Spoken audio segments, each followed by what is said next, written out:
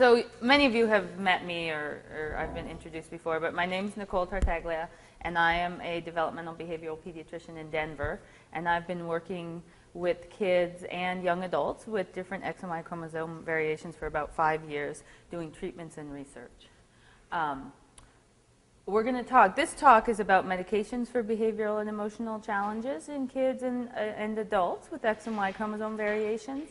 And before we start, I just want to get a sense of who's in the room. It helps me to know kind of who the audience is and how old your kids are. So if you don't mind just going around really quickly and saying, you know, well, actually, how many here are with XXY, have children with XXY? Okay. And are most of them under age 10? Who's under age 10? And then any adolescents over age 10? Okay. And then what about trisomy X or triple X? No moms of triple X girls. Okay. And then what about XXYY? I don't see. Okay. Yep. Or XYY? Yeah, XYY. Okay. I think that's any other variations? Okay, 48XY. You know, I asked if there were any other variations at the conference so I could add that stuff in, but they said there weren't. So I work with a lot of those kids also, so if you guys have questions about that. A lot of this will be very general and definitely isn't specific to any specific diagnosis. So, but there's cases in here that cover all the different things we see. Okay, so before we start, I think it's important to just clarify that I don't think all patients with X and Y variations have significant emotional and behavioral problems. We keep talking about the spectrum, and there are some individuals who have more significant emotional and behavioral problems that are definitely associated with the X and Y variations, but there's others who don't. And so, you know, I don't want this to sound like we're generalizing across the whole population, but there is a subset of the population that's definitely affected by various emotional and behavioral difficulties. The other thing is that not all patients with X and Y variations who have behavioral and emotional problems need medications. And so, you know, we're going to be talking about medications, and I'll be telling you about kind of my criteria for how to decide if it's appropriate to start medications or not. Behavioral interventions and therapies and other things are equally as important. And for different types of problems, you know, medications are either a big or smaller piece of the pie of treatment, but it's not the only piece of treatments when we're talking about these things. So we're going to talk about just some of the common challenges based on my research. We're going to talk about anxiety and depression, about hyperarousal, which I'll describe a little bit more, about mood instability, and then briefly about attention problems and attention medications. However, we're doing a whole talk on ADHD, I think right after lunch, and so we're going to be talking about ADHD diagnosis and treatments in that talk. So I won't be talking a lot about it here. And then, of course, if you guys have questions. I got to put in some disclaimers, so I'm not endorsing any specific medication brand or company when I talk about these things. Obviously, for your specific child, you need to discuss medications with your doctor. I can't make any specific recommendations about a certain medication or dose or something being right or wrong without evaluating your child. And I'm not writing any prescriptions today for either you or your children. So this is, you know, this looks a little bit overwhelming, but I think this is a nice place to start in comparing the behavioral challenges that we tend to see in the different variations.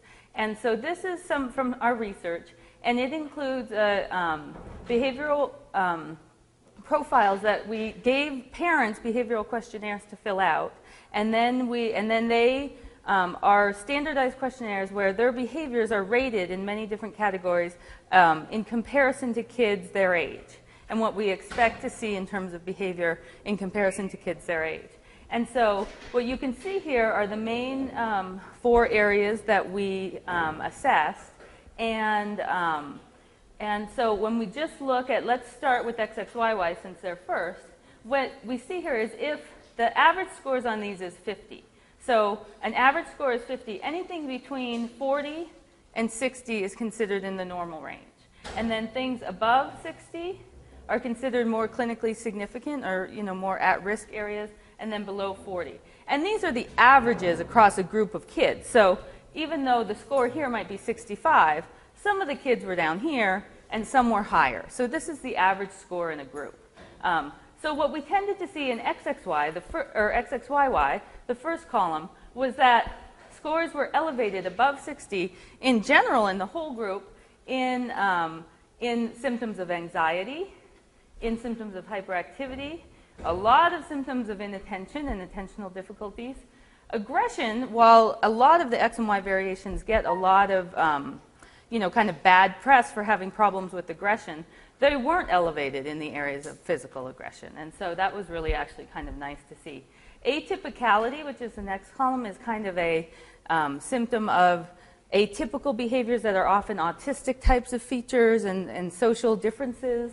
And so they were elevated in that, and we do see higher rates of autism in XXYY. And then adaptability was low, having a harder time adapting, and then social skills were a little bit low, less than 40 again. So, I mean, in general, they were actually doing okay, but, tended to be lower. So then when we look at XXY, or Klinefelter syndrome, again, anxiety was elevated. Hyperactivity was not.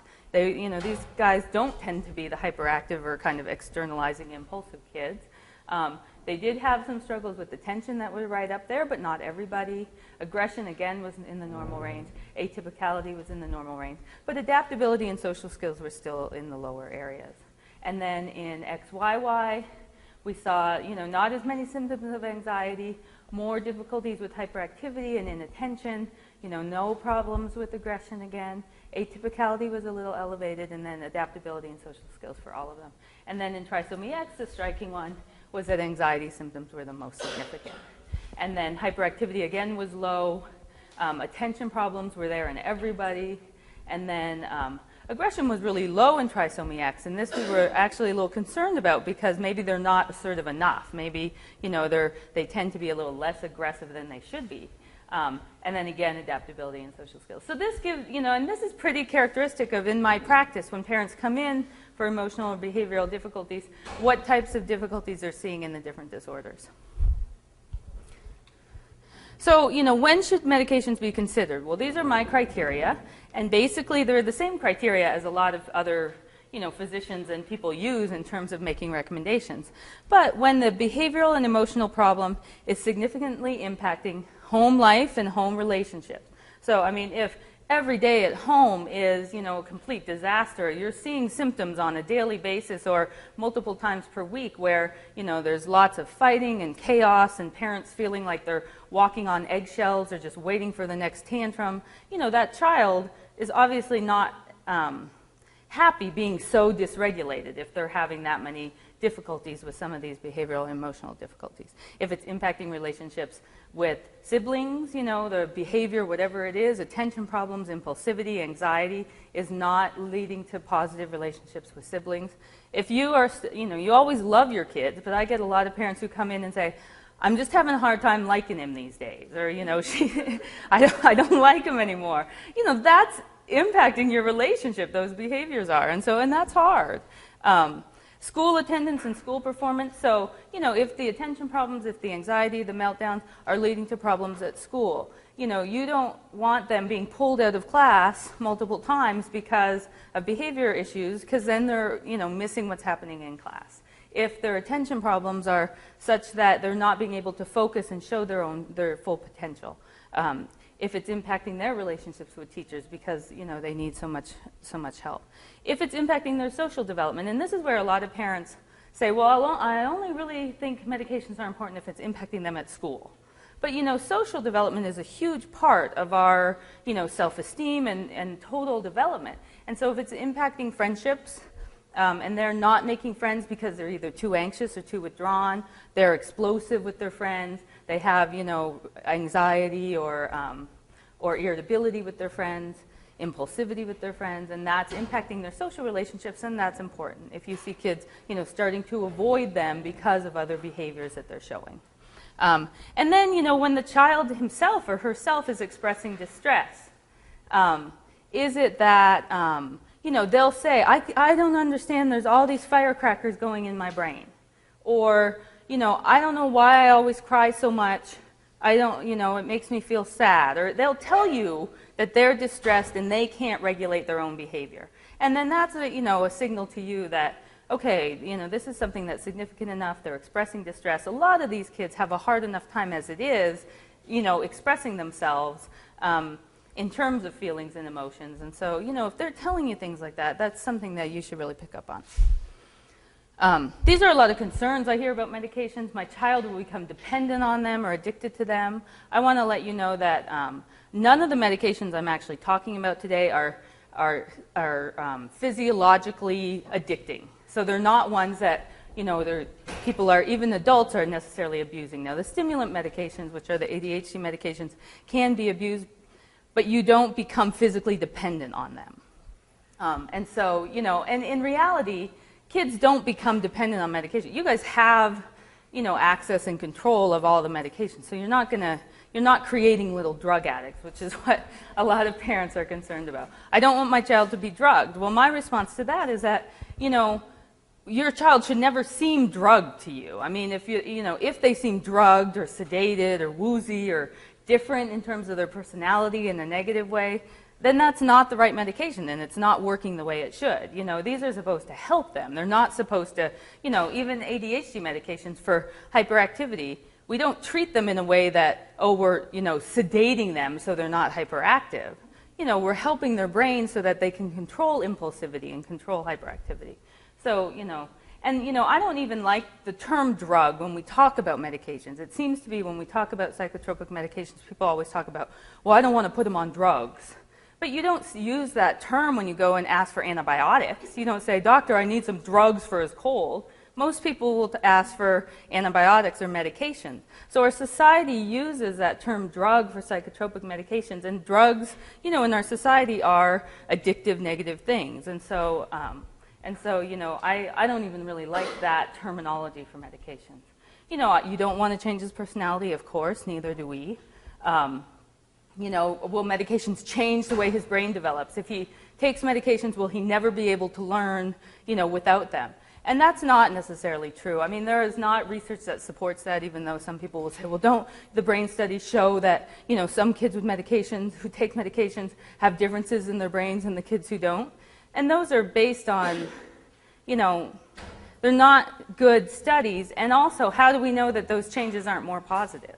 I mean, in general, most responses to medications help them. And so it doesn't change the way their brain develops in a negative way. And oftentimes, kids need those medications in order to kind of get over the hump of learning what it feels like to have normal self-regulation, or not to have anxiety, or to be able to pay attention. And it helps them be able to practice and experience being able to regulate, or being able to pay attention. And then it's easier for them if you do stop the medications. He'll have to take it for life. Well, a lot of these kids don't need to take medications for life. Some people do, and some people don't. When you're starting medications in any child, you should never be going somewhere thinking, okay, he's going to be on this for the rest of his life, or she's going to need it forever. It's a trial of a medication that you're seeing if you can help them with something. And so we have a lot of kids who are really on medications for a short amount of time to help them, deal with anxiety or deal with panic. And then after 6, 9, 12 months, we take them off, and they've kind of learned that it feels okay to be able to enter those social settings, or to be, they've learned strategies to help them regulate. Some things they do need to be on it for longer amounts of time. And so I always think it's important, if they're doing well on a medication, if things seem really well, then you just take it off for a while and see what happens. And if, the symptoms come back and things are worse, then you start it again. And so, this is really dependent on the individual. But, at 5, 6, 10, you're not buying them a lifetime of medication, and maybe they need it for life, So there are some things. And then, I had Uncle Joe took Ritalin when he was young, and he had this reaction, or, Susie or my neighbor, or all these different things. And so, there are definitely, the family history of medication use and the family history of other mental health problems are important to consider, because there, is definitely an impact in the family. But but, you know, Uncle Joe taking it is not necessarily at all the same as your child. I mean, we know the kids that we're treating have differences in the ways that their brains develop from a genetic standpoint, and we know that, you know, their brains don't function in many ways in the same way. And so we're hoping to try and normalize that or help them so that it's more typical. And Uncle Joe wasn't in that same situation, and who knows who was treating him or what they understood about him. The other thing that's important is it's really important when we're talking about behavior to think about all the other factors that can be involved in the X and Y variations. And so, you know, sometimes medications aren't the best choice because there's other triggers to what's causing most of the problems. So, for example, some of the little guys who are having lots of tantrums and outbursts, it might not be the best approach to just go straight ahead to medication, but you want to make sure maybe that child is really having a hard time with self-expression. And if you help them, you know, find different ways to communicate and really, you know, increase that speech therapy in a way that's effective for them, then that's going to be a more effective intervention than a medication treatment for that. The same thing, so you got to think about learning difficulties in school. You have to think about if motor difficulties are playing a role, if sensory sensitivities are playing a role, and then other medical problems like sleep disturbance can definitely impact daytime behaviors. And so these are all things that, you know, it doesn't mean that you would only do speech therapy. Some kids need speech therapy and some other help, but you want to make sure you're not just using medication as the big piece of the pie, that there, you know, there are definitely other pieces of the pie, especially in the X and Y variations that we want to think about. You know, these other non-medical interventions like we just talked about. There's lots of other therapies that people will ask about. What about diets? What about vitamins? What about yoga? What about, you know, and I'm not going to talk about all of those. There's plenty of them that are very helpful in terms of, you know, good sleep exercises and yoga, and they're helpful for some people. They're not necessarily helpful for others. One anecdotal story of, well, this really worked well for my kid isn't the kind of science or medicine that I practice. And so, you know, you guys can talk about alternative therapies or other therapies, and plenty of them are very effective for different individuals, but we're going to talk about medications that we use today. And then, you know, a lot of parents also have this medications as the last option. We're going to wait until, you know, it's absolutely the last thing we need to do. And I would say that, you know, hearing kind of Zell's talk yesterday with some of the significance of the mental health problems that can occur, you know, I think these are problems that you want to address early. And it doesn't mean that the first step, again, is medication, but you don't want to wait until, you know, they're on the brink of, you know, having a significant mental health problem, going into the hospital, you know, have lost all their friends. You know, you want to see if things are really bad for them. You don't want to wait until it's absolutely the worst before, you know, using a medication.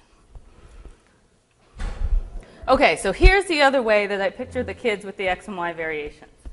You have the individual in the middle. You have the X and Y variation that definitely plays a role on behavior and development. You have many other factors, home, culture, community, and religion. And then you have all these other chromosomes, too, that sometimes when I think we're at this conference, we forget about. And these are all the other genetic and family things that run in the family. And, you know, this all impacts brain development and cognitive development, emotional development, you know, as much in many ways, and sometimes more than the X and Y variation. And so, you know, and this is to show you that, you know, other things that are going on in the family, especially mental health history in the family, is really important. And I tend to think of, you know, the kids with the X and Y variation can have association or can have problems that are associated with it. And it sets up their brain to be also more vulnerable to other factors that are important in the family. So if there are anxiety disorders in the family, it seems like the kids who have the X and Y variations are especially susceptible to that. If there is bipolar disorder in the family, you know, they're especially susceptible to those types of things. ADHD in the family, learning disabilities in the family. And so, you know, so it's not just the X and Y variation, but you want to think about the family history. Parents who have been treated or tend to have a more, you know, obsessive compulsive style and, you know, always have to clean everything and fix everything, that runs in families, those types of genes, you know, and it's also the exposure that the kids have. So if they're very rigid and have to have everything exactly right, but then melt down and have a huge breakdown, well, you know, that it's not your fault, but it can be, you know, those are traits that tend to run in families as well. So when you're doing a medication treatment plan, you want to find a doctor you like to work with. There's lots of doctors who do medications. Pediatricians and family practice doctors do often do them, not all the time, but sometimes. Pediatricians are pretty comfortable with ADHD medications, and then sometimes we'll do other medications, but sometimes we'll refer out. Psychiatrists and developmental behavioral pediatricians also prescribe medications. What you want to do is you're identifying the target behaviors that are important to your child, and then you have to figure out how you're going to measure them to know if the medication is helpful. You know, you're going to measure how frequently the tantrums or outbursts happen, you know, the intensity, you know, how much is that shyness impacting the school. And then, you know, some people do very formal assessments. We're going to make a checklist for a week, and we're all going to rate them on these different scales. And then other people are more informal. I'm just going to kind of mark it on my fridge a couple times and, you know, see how much is happening. I don't think there's one that's right or wrong, but some doctors are more strict about doing it this way. I'm more of the opinion that it's okay to do it this way as long as you're seeing benefits. You know, if a formal scale goes down by 2 points, but you're not seeing a generalized improvement that's pretty, you know, easy to say, wow, yeah, this is, you know, I think it's working, then those 2 points don't mean that much to me, you know, because I want you to be able to say, this is helping. If it's helping by 2 points, but you're not seeing any improvements, you know, then something's not right. I mean, is that worth staying on a medication for those 2 points? So, okay, so now we're going to actually talk about the medications and the symptoms. So the symptoms of anxiety, when we think of anxiety as adults, we usually think of, you know, stress and anxiety, and sometimes kids show that differently. And so there's a difference sometimes between the way kids show anxiety and we think of anxiety and stress in the adult world. But separation anxiety is one form of anxiety in kids.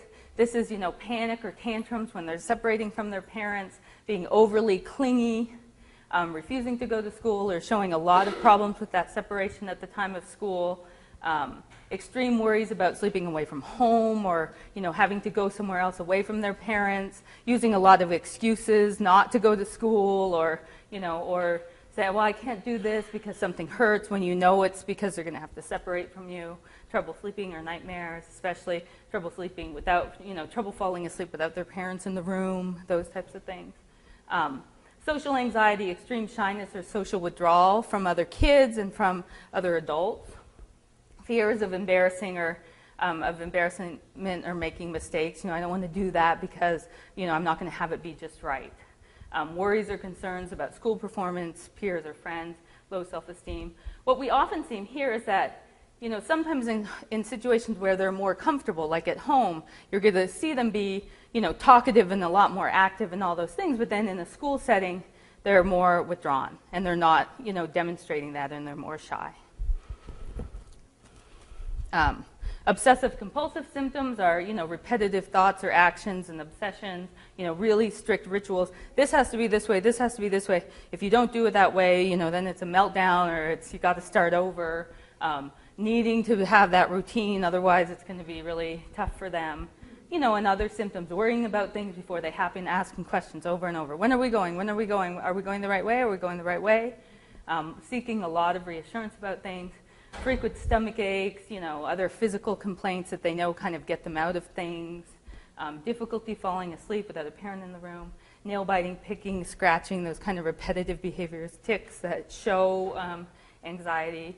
And then, you know, skipping class, forgetting assignments, things that are showing you that, you know, they're anxious about going into that situation or anxious about doing that project. Yeah? Can some of that stuff cross over, like, with the ADD? Yep. So you can confuse it sometimes, right? Yeah, a lot of these things can have many kind of behaviors that kind of overlap with each other. And so, again, that's why it's kind of important to pull them apart, but, you know, find which one of them seems to be the most prevalent. Whenever I'm addressing a kid who might have, lots of our kids have ADD, learning disability, and anxiety. So, you know, how do I decide what I'm going to treat? You know, sometimes they need treatment for both, but you never start with 2 treatments of 2 things because, then you never know if something works or doesn't work. But so, I always say, okay, what symptoms seem to be overriding most of the behavior difficulties? And let's start there, and then we can deal with the ADD later, or we'll deal with the anxiety later, because a lot of them can overlap. Anxiety can look like ADD, right? So I'm anxious about what's happening, I'm nervous, I'm not paying attention because I'm nervous about what, Susie over here is thinking about me, and, whether or not I'm going to remember to turn in my homework the next hour. And so, if you treat that anxiety, that can sometimes really help attention. You had a question? I'm Nancy. Hi. Oh, hi! I haven't seen you in a long time. It's been a long time. One of the things I think we have to look at, and this came up in a case recently in San Diego, is that some of the anxiety we're seeing, I think, starting to see some overlap of autistic symptoms. And Michelle and their group down at NIMH are doing some research on that, because I think you have some kids with that social anxiety. You have a kid who's already going to have social anxiety issues because of the Klinefelter. And then you throw on that what's looking like autistic symptoms and sensory system symptoms, and you have generalized anxiety tied in with really lousy social language, which I'll talk about at 11. Yeah. But I think that when you asked about the ADHD, what I see with my KS kids that I see is not the ADHD at all. I don't think they are ADHD. They're more likely as anxiety secondary to some of this other stuff as well. So it's really hard to tease out, and I think finding a really good doctor is like paramount. That's the biggest thing. Yeah, I agree, that a lot of times we get kids who come in with this diagnosis of autism spectrum. And a lot of those symptoms can overlap because of social anxiety is social withdrawal. Well, isn't social skills problems autism? Right. And then, they have language deficits, but we know that's related. So, well, isn't language and social skills, doesn't that mean autism?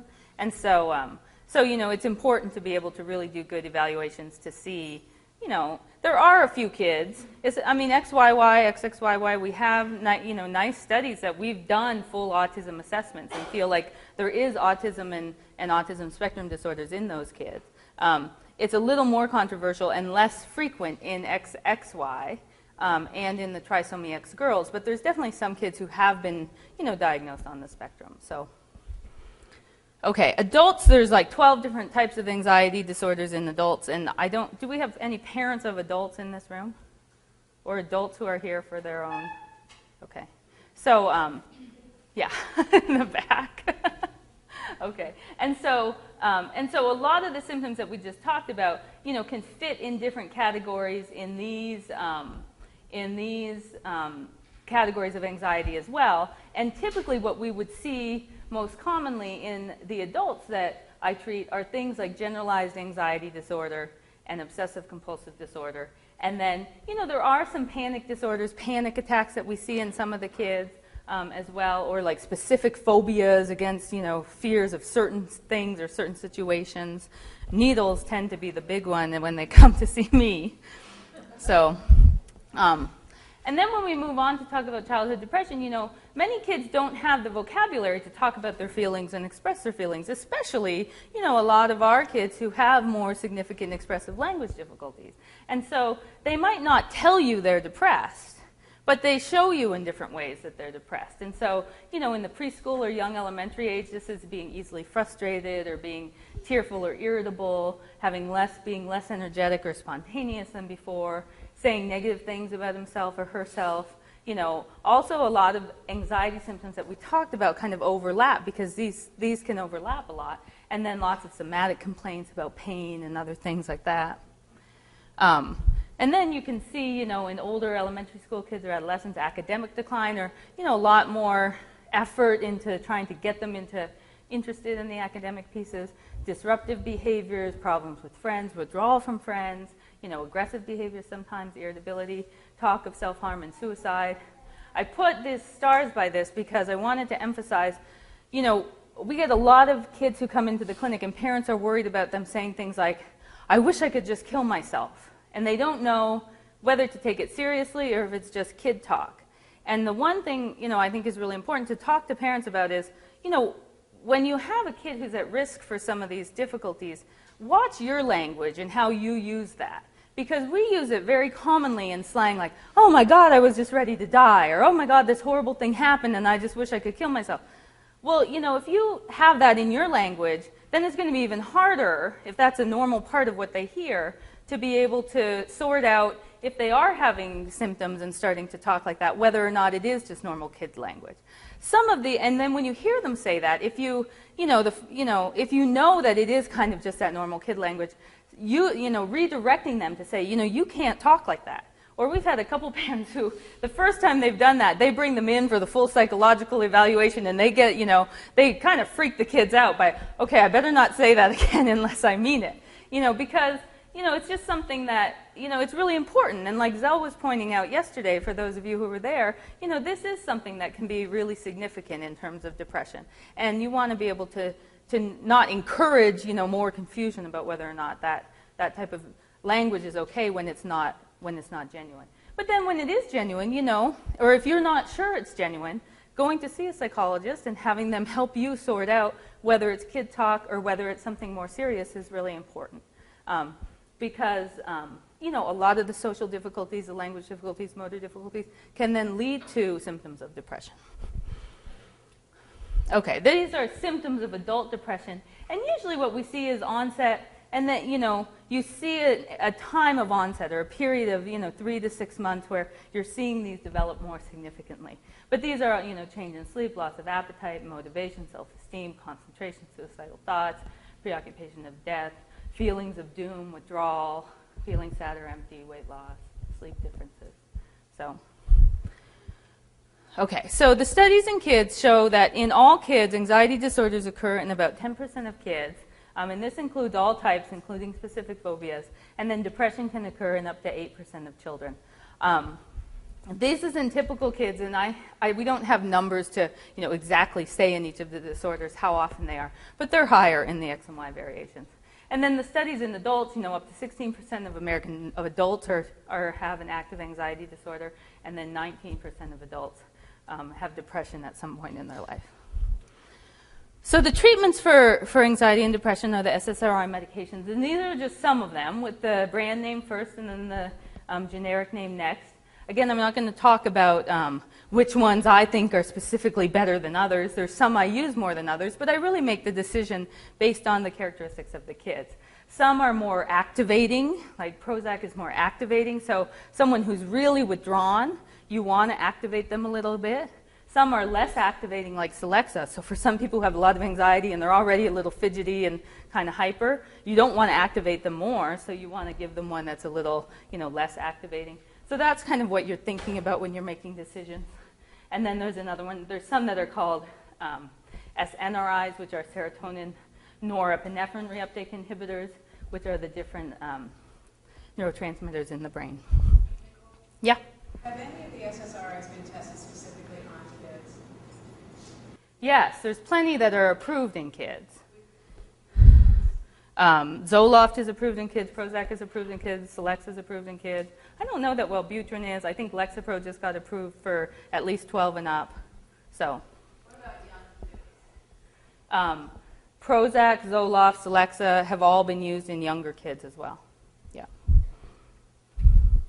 And that's an important question, because a lot of these medications that we are using don't have strong FDA indications in children. Some of them do for different things, but the SSRIs have really been used for a long time in kids and have a lot of studies, and many of them have FDA indications for various anxiety disorders, selective mutism, depression in kids.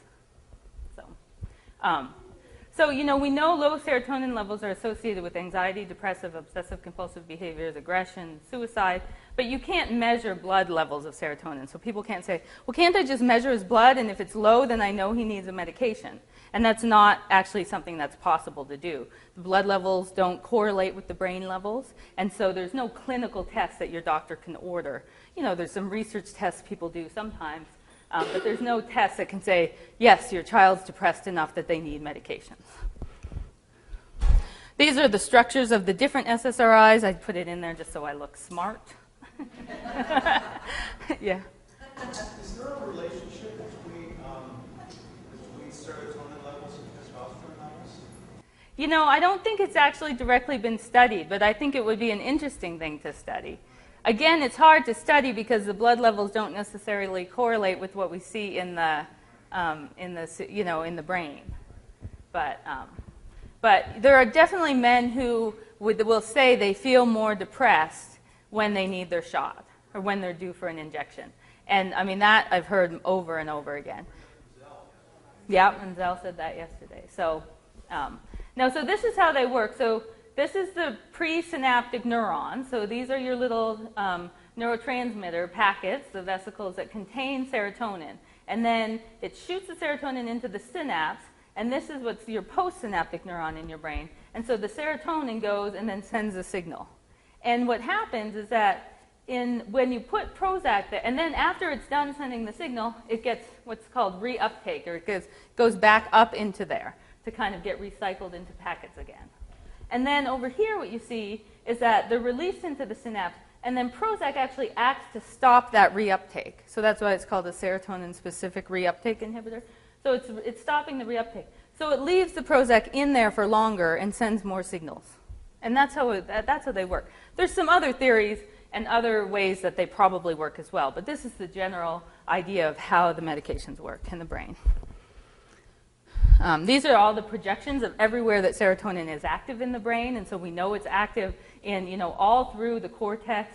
It's active in a lot of the areas like the cerebellum and areas of the brainstem that are involved in emotion and regulation. And then, so what are the benefits? So this is what the goals are with SSRI treatment, and it's that you're decreasing those levels of anxiety and depression. So you have less social anxiety or withdrawal.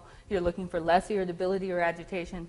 Again, these all depend on your child, and what or your adult and what you're treating. A better frustration tolerance, an improved mood, decreased rigidity, or more flexibility in how things are going. They take 4 to 6 weeks to have the maximum effect. So my theory is always you start really low and you go slow. And I actually start usually at doses that are half of what the regular recommended starting dose is. Because, now I don't have science for this, but I feel like the kids with the X and Y variations are really sensitive to medications. And so they often don't need that full dose. And if they do need it, then we can get there. But at least we're not kind of, blasting them with something that's too high. Mm-hmm. Is that true on all medications or just this type of medication? Like if you go to the pediatrician and get... Yeah, getting antibiotics, I would say, you want the normal dose of an antibiotic. This is for these medications because they act on the brain, which we know has developed differently. Yeah? Is there an age limit, like low, or that you would recommend doing this? I mean, you have like 8-year-olds on SSRIs, or no? I think the lowest age, some kids, the lowest age that I've probably started an SSRI is even maybe 4 or 5. Now, some of those kids are real, they have to be pretty significantly affected and have a lot of behavioral therapies that aren't working, and then oftentimes there's some other, mental health history or family factors there too. And so those are really dysregulated kids. But on average, 6, 7, 8 is okay. The older, the more consistent the younger they are, the more likely you are to have kind of different effects or negative side effects, or, just not see things that work the way that they should be. But there's definitely some 5 and 6-year-olds that in that preschool age are so dysregulated and just can't do it and are causing all sorts of difficulties and all the therapies aren't working that, it's something to consider. 10, 11, 12 teenagers, absolutely. So start low and go slow, one change at a time, and not making changes in other meds in their environment. So if they're melting down 2 weeks before school ends and parents come in and say, we really think it's important, to start medications, well, 2 weeks after school's out, and then, the whole environment has changed, and that's when the medication is supposed to start working. Well, I don't know if it's just the kids out of school or if the medication is helping. And so, I don't usually start medications at those times that, there's going to be a big transition. And then you start, and then 2 or 3 weeks later, you reassess how they're doing. But you have to keep in mind they're not going to get to that maximum effect till 4 to 6 weeks.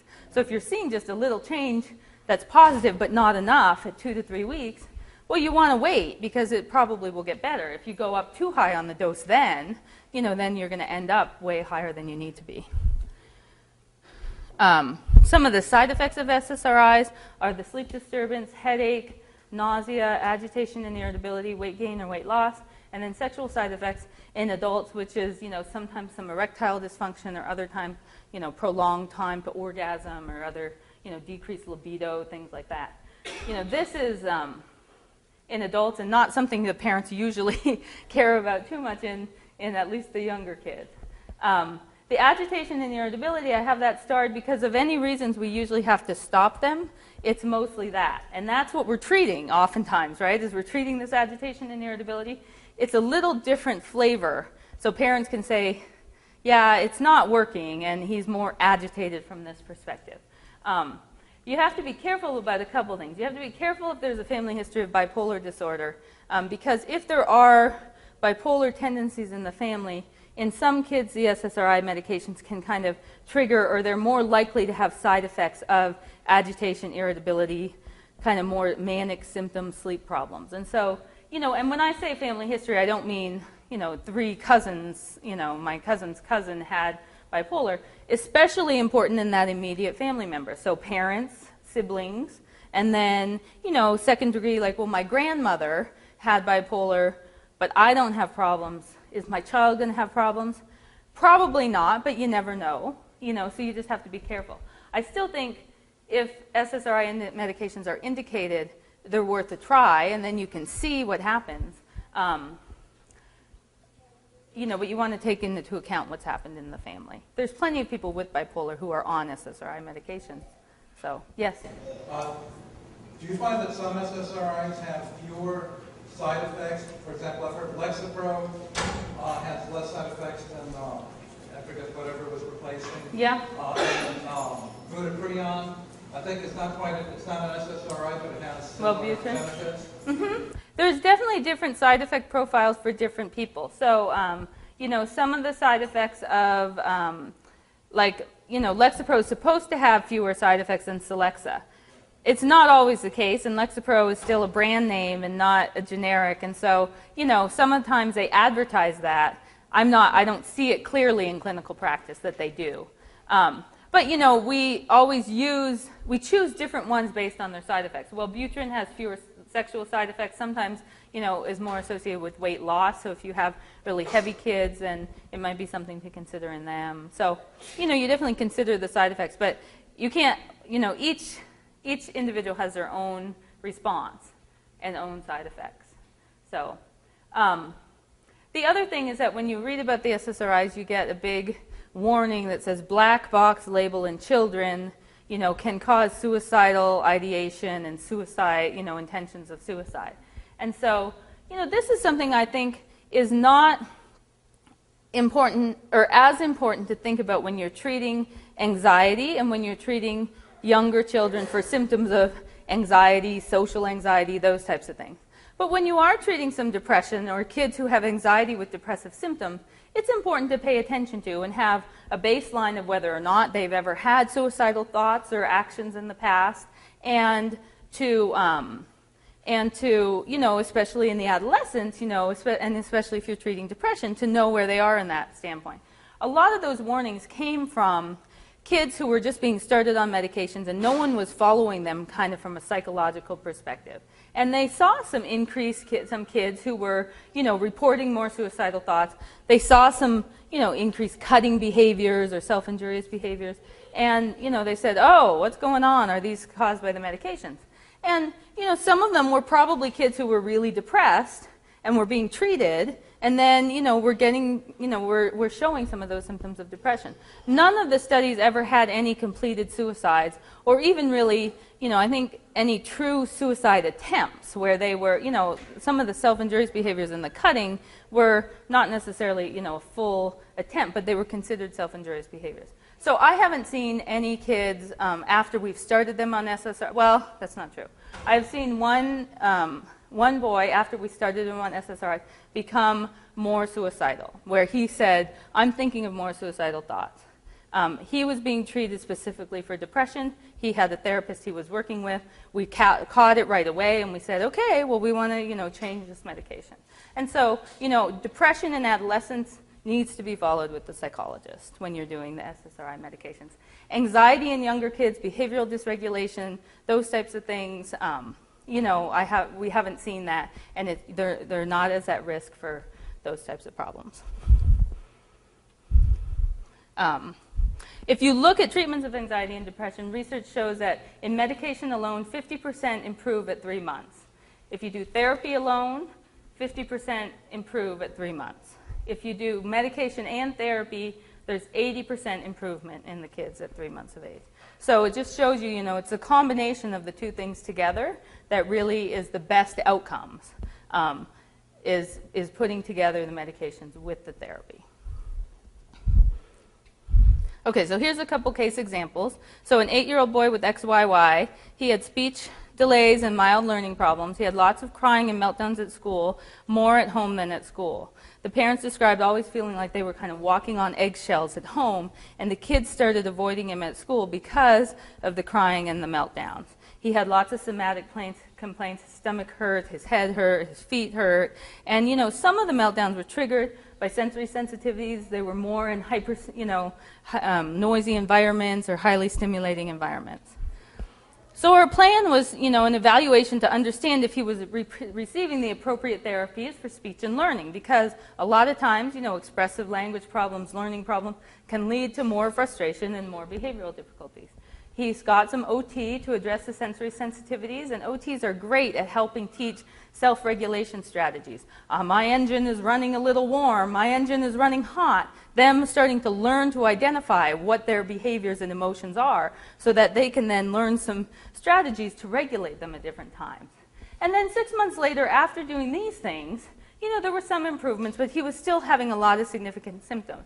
Parents, we were saying things like, you know, I felt like we were fighting biology. Like even though, you know, he was doing all these therapies, he couldn't necessarily apply them because as soon as something frustrated him, he was just going crazy. And so we did do an SSRI medication. And he actually did much better. It really helped calm a lot of those things. He actually learned, you know, he did better in OT in being able to apply a lot of the strategies that he was learning, and then he could use those in the school classroom as well. A 6-year-old girl who had trisomy X, she wasn't talking at school. She had extreme shyness, and she definitely wasn't interacting or, you know, making friends at the same rate. At home, she would play with her sister and her cousin, and she would be talkative and, you know, have a good time. But it was really significantly different when she was at school. And so this is what we call selective mutism. They're mute or very quiet in one environment. It doesn't mean they have to be nonverbal in one environment, but they'll only say little single words.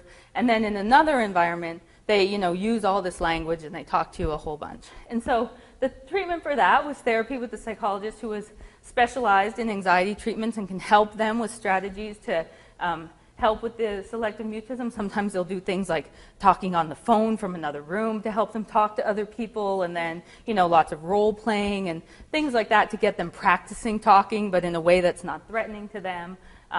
We did an SSRI medication for this patient just for 6 months. And in those 6 months, she kind of got over that hump. You know, the medication helped her be at school and be kind of confident enough to start to talk, and that anxiety level was lower.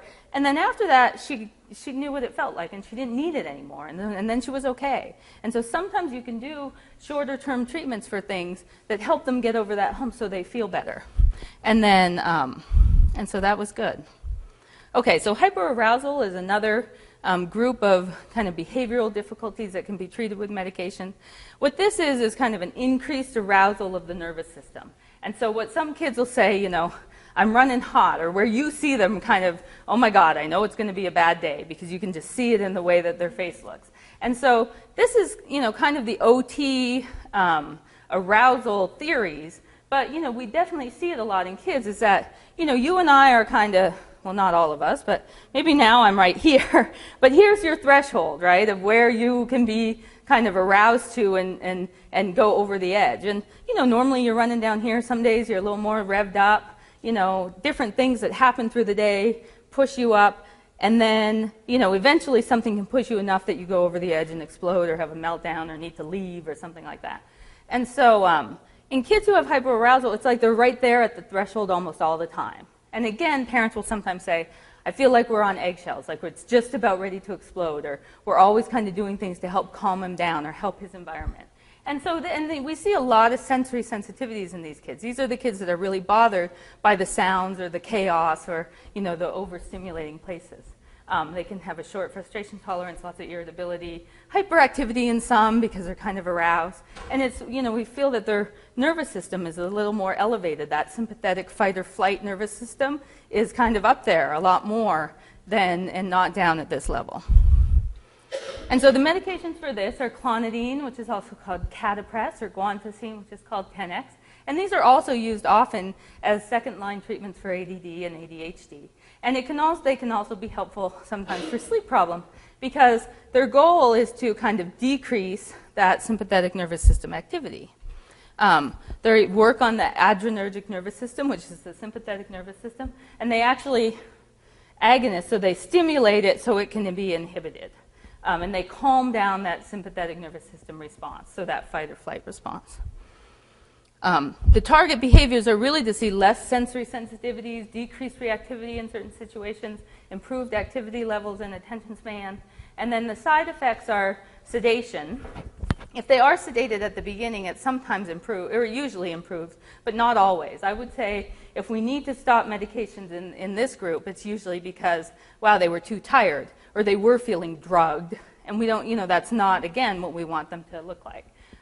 Sometimes clonidine is used, and it's used even in really young kids, 2, 3 years of age, at night for sleep. If you have those kids who just won't fall asleep and who are having a really hard time falling asleep, sometimes it's used for this sedation effect. And then it can have some carryover the next day as well. Clonidine also used for kids who have chronic bedwetting as they get older. Not usually clonidine. They use some TCAs like imipramine and other things like that.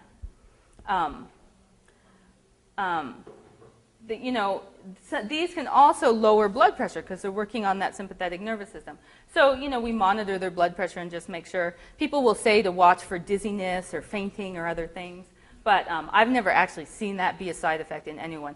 I use these medications a lot because there's not a lot of side effects. You can use them when they're pretty young. If you see any side effects, you see sedation.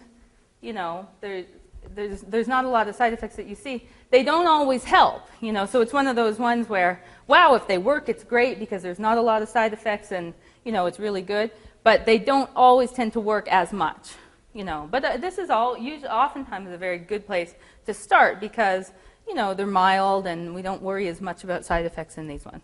If they're at high doses, then you don't want to stop them abruptly. So you want to wean them off because, their bodies get used to having this higher dose of medication that can regulate their blood pressure. So if you take it away, then they can have something called rebound hypertension, or their blood pressure can go higher.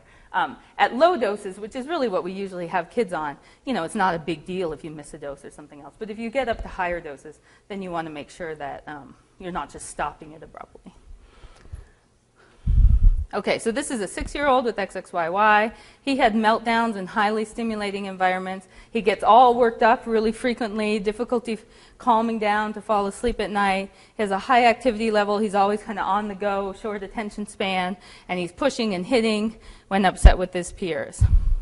And so for these, we felt that a lot of these were really, the symptoms were coming out when he was in these highly stimulating environments. And so we felt like a lot of this was, a lot of this can overlap with what we see in ADHD, but it was kind of that he was always hyper-aroused, and we felt like this was really more what his difficulties were. And so, we did occupational therapy with a good sensory diet at home and at school, and that, helps. That sensory diet really helps with a lot of those sensory sensitivities. And 6 months later after that, he did have some improvement, but he had a lot of symptoms. So we started some guanfacine and saw improvements in his behavior, fewer meltdowns, improved sleep at night, and it just kind of generally, let his arousal level come down so that he was a little bit better able to function during the day. Mood instability is something else we talk about often. Rapid changes in mood, frequent tantrums and meltdowns, extremes in mood swings, crying, irritability, aggressive behaviors, self-injurious behaviors. And then, bipolar disorder or manic depression is the same as bipolar disorder. Some people don't know that these are actually the same terms. But this is, the extreme of what we see in mood instability, where we see symptoms of depression, and then, symptoms of mania or elevated mood, and then symptoms of depression again. And those kids with bipolar disorder or with bipolar features can have a lot of, mood swings earlier on, and later on it can look more like bipolar disorder. You can have a lot of mood instability without going on to develop bipolar disorder as well, though. So, the medications for this are called atypical neuroleptics. Sometimes they're also called atypical antipsychotics because they can also have antipsychotic properties and are used in, bipolar disorder with manic or with psychotic features, or they're used in schizophrenia for hallucinations and delusions. Risperdal is approved, I think, in kids as young as 3 with autism for aggression and self-injurious behaviors. And then Abilify is now also approved in autism. Seroquel is another one that you hear about. And then the actual classic mood stabilizers, lithium, Depakote, trileptal, Lamictal, are also used in bipolar disorder and for mood dysregulation. I don't use these very often. These 3 are also anticonvulsants that are used for seizure disorders. So in kids who have seizures, sometimes the seizure medications that are mood stabilizing are really nice choices when they can kind of kill 2 birds with 1 stone if you see seizures. But, these are often also used not for seizures, but for mood stabilization. And they can be really helpful.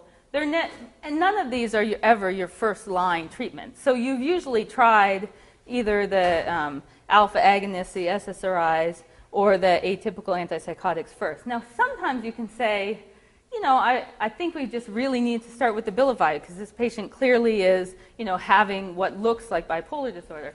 So you might start there. But most of the time, you're starting with something else first. Yeah?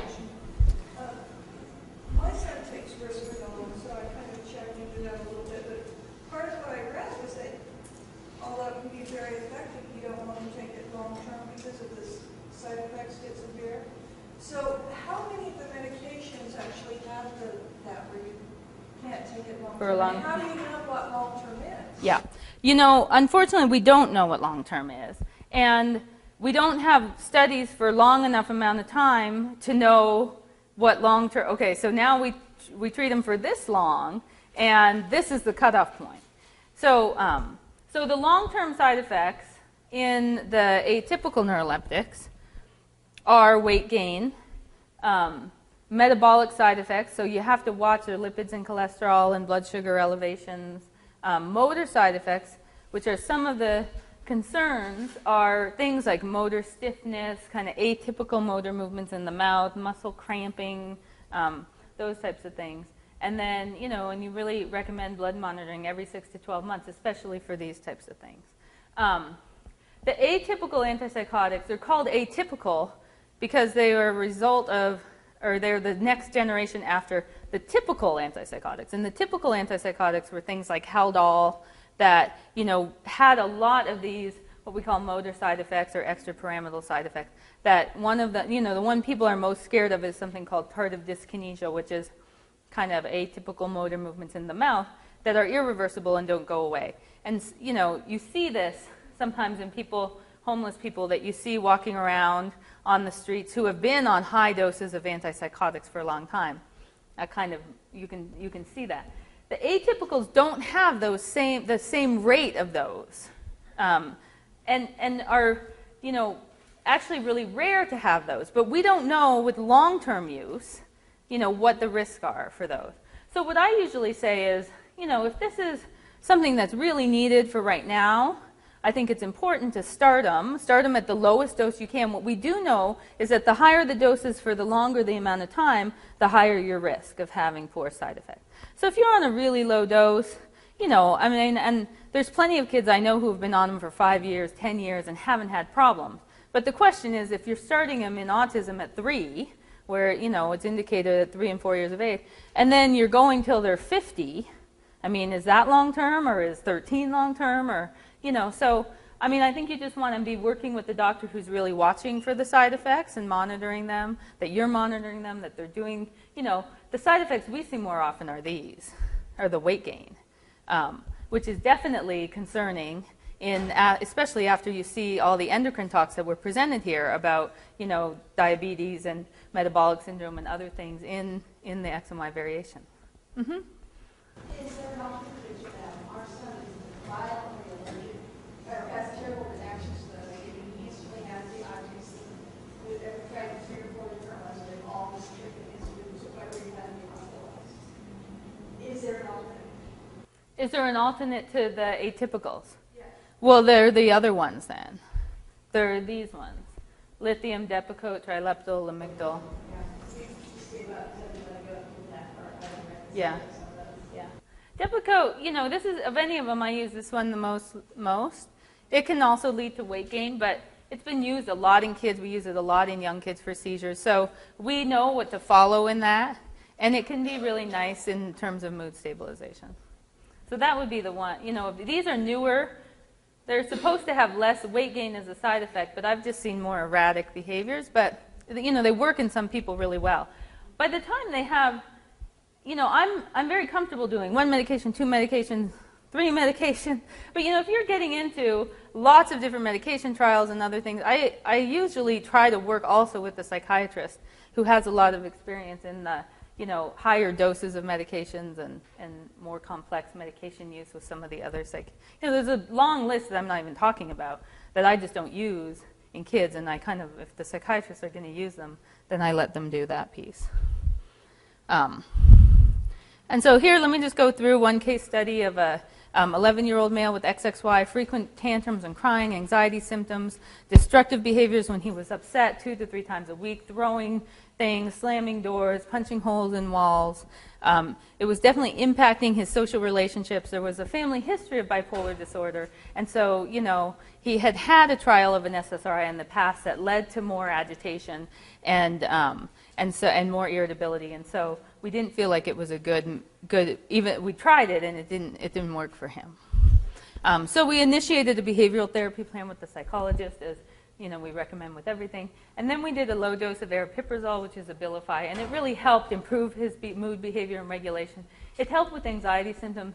Abilify works in a little different way, where it also has some effects on the norepinephrine system, and it helps with anxiety, and then has less frequent conflicts with peers. And so it really, helps stabilize things with him. And he, luckily, Abilify is another one that has less of the weight gain and metabolic side effects, not in everybody, but in general.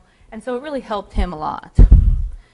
So attentional problems, like I said, we're going to talk about in the ADHD lecture with all the medications in there, and I'm happy to talk with anyone else about ADHD medications. And then these are really the classes are the stimulant ADHD medications, which is the methylphenidate products, Ritalin, Concerta, Metadate, and Focalin. And then Dexedrine is the other class of stimulants. It includes Adderall, the amphetamine salts. And then there's a lot of non-stimulant ADHD medications. Strattera is one. This can also help with anxiety, clonidine and Tenex. And then some of the SSRIs sometimes are also used for anxiety as well, or for attentional problems, and Wellbutrin. So these are important questions to ask your doctor and feel comfortable with your doctor that they can answer these and you can tell them the answers as well. What are the expected side effects? What are the rare side effects to watch for? How or who do I contact if I'm concerned about the effects of medications? There needs to be a contact in that person's office, or you need to know what the plan is if you have concerns about what the effect is. Do I need to take the medications every day? And what if I run out and want to stop? Is it dangerous to stop abruptly? So you want to know and feel comfortable with how you're using this medication for your child or adult. And then this is where I'm happy to take questions. This is the the list of medications through life. It's a joke. So, okay, yes. Dr. T, I was just wondering if there's child, my son's 9, 47 decades. I'm seeing that he's exuding some of these symptoms that you're talking about, making me wonder, and I think, can you put them on temporarily and see if it gets through it, and then take them off, and then does the serotonin work naturally by itself, or, will it? I don't, the use of medications should not be diagnostic. So you shouldn't be like, well, he has ADHD because he responds to medications, or he has anxiety because he responds to medications.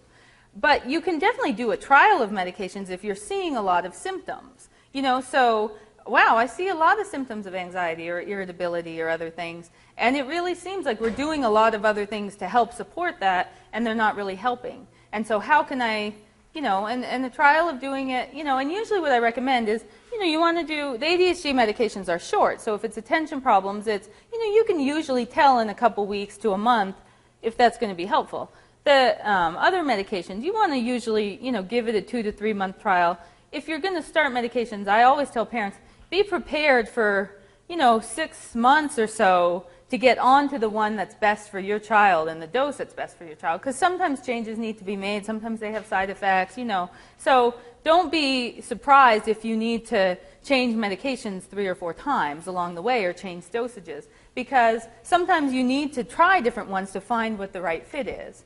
But yeah, trying it for a little while to see if it helps is definitely, if you're using all the other strategies. Matt, you see Matt. He's been biting his nails for like 6 months. Yeah. Is that something, like my husband and I say, take your right now. Is that something we want to do, or is that just Telling him to take his fingers out of his mouth? Yeah. I think it's good to work with OT on strategies to help him replace that behavior of taking his fingers out of his mouth. Definitely at 2, I would start a medication for nail biting. Right. Yeah. No, But, working with OT to, come up with alternative strategies. It's not dangerous to him. Sucking his thumb and doing all that for a while can be dangerous to dental development. right. But, if you're seeing it be a sign of when he's anxious, then you want to see if there's something you can do to help him. So I'm happy to take more questions. I don't want to make it